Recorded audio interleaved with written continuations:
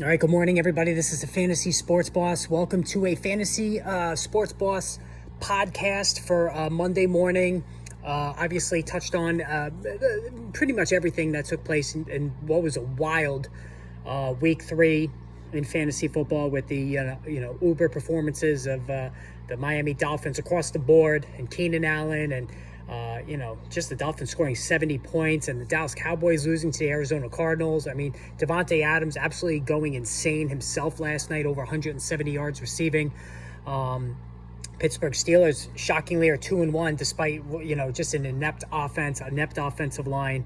Week 3 we pretty much saw it all. So what I wanted to discuss this morning, and there will be a live stream later on today to discuss the injury updates, and we're waiting on Mike Williams. It looks really bad for Mike Williams. So Josh Palmer is a priority add this week. He tucks in right behind Tank Dell if he hasn't already been picked up. Tank Dell, who's getting 25% target share, 85% snap percentage in week 3. His usage is through the roof. He needs to be the number 1 priority off waivers. Josh Palmer, number 2.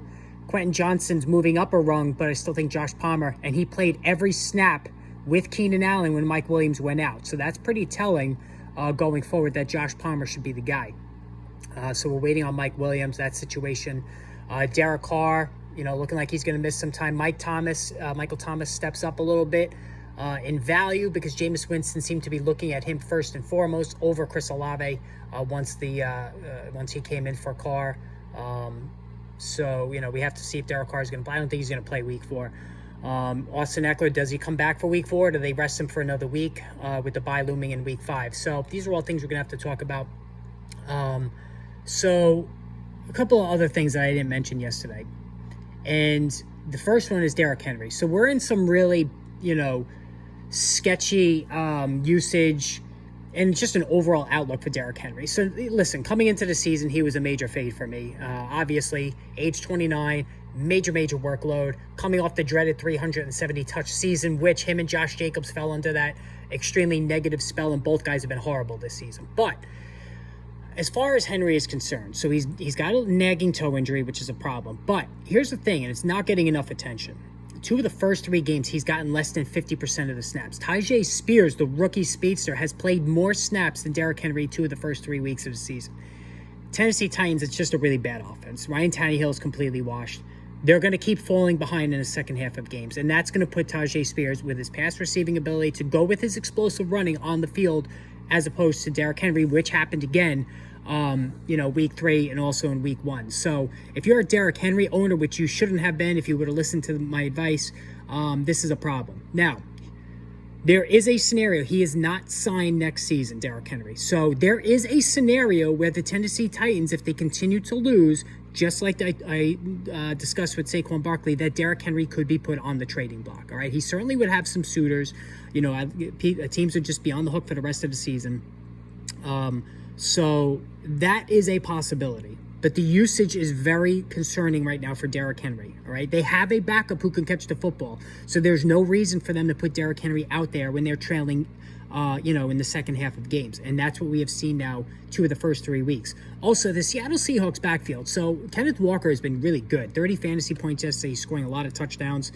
But Zach Charbonnet, who in my opinion is a top handcuff, has made a move here to pretty much make it almost a 50-50 share between the 2 of them. So, if you're a Kenneth Walker owner, the thought came into, and I am a Kenneth Walker owner in one of my leagues. The thought came to me today that maybe I should try to sell high on him because Charbonnet, working toward a 50-50 snap share, it's not ideal. I'm not sure I'm going to do that, but it is at least mildly concerning. And then you have Brian Robinson in Washington. Just like with Derrick Henry, if the Commanders, and they fell way behind against the Buffalo Bills, if they're going to continue to fall behind in games, Brian Robinson is not going to play a lot in the second half of games, as Antonio Gibson will get on the field because of his pass receiving. There's another guy you might want to think about selling high because he's had a really good start to the season. And then finally, Zach Moss. So Zach Moss has been awesome the last 2 weeks, but Jonathan Taylor is slated to come back after week 4.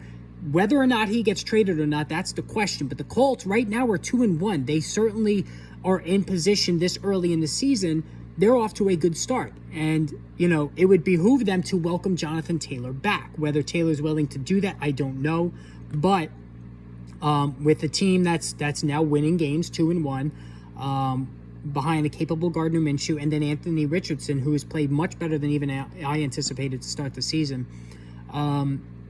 Jonathan Taylor, that could really sabotage Zach Moss's value. So if you're a Zach Moss owner, I'm not sure there's going to be a robust market for him because he has to do it a little bit longer. And, listen, people know that Jonathan Taylor is coming back, so I'm not sure you might get fair value for him, but it doesn't hurt to look, right?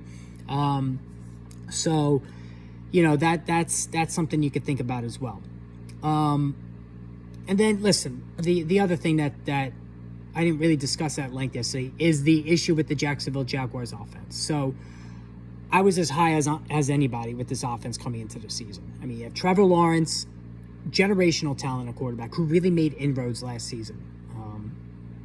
Has the ability to run the football, great arm, good accuracy, the right coach in Doug Peterson.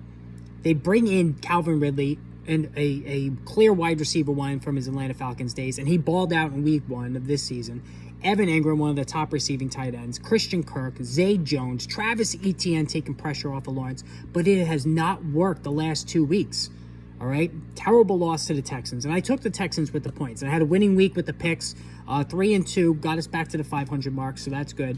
But not a good situation with this offense. And here's the thing. People are probably wondering, well, what's going on? We have Doug Peterson is not calling plays this year as he did last year.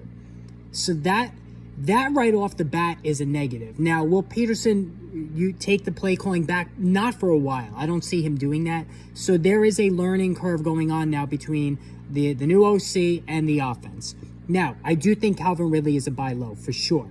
Christian Kirk, I think, is a sell high if you can get anything for him, because when Zay Jones comes back, just like in week 1, it really put a hurting on Christian Kirk. So, Evan Ingram is a hold. He's been better than I anticipated. I thought the target competition would eat into his carries a little bit, but it has not. But Calvin Ridley, I still have faith in. I think he is a buy low off 2 poor games. Trevor Lawrence is a hold. I still like him a lot. So far, it's been rocky, but I think he is a hold going forward.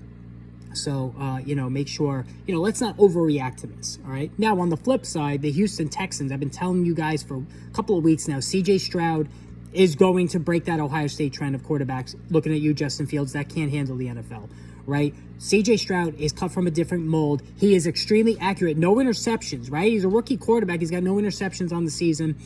He's really got a good thing going with Tank Dell. Robert Woods has been good. Nico Collins has been good. This is a passing offense because they're not running the ball. Dameon Pierce, I know he got into the end zone, but still, they're not running the ball well at all. Although Pierce went past the 50% snap mark, which was good. C.J. Stroud should be picked up off waivers this week, especially if you're hurting at quarterback. If you are a Justin Fields owner, there's your replacement right there.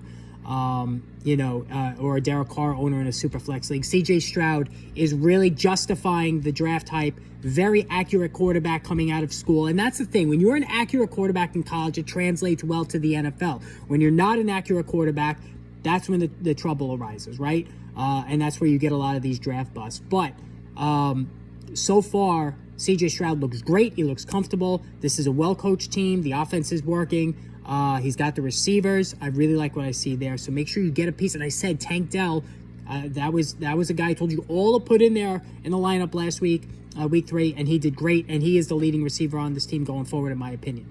All right, guys, hit that subscribe button. More videos on the way. Like I said, live stream. Hit the notification button. Probably sometime early this afternoon. I will check back with all of you then. Have a great day.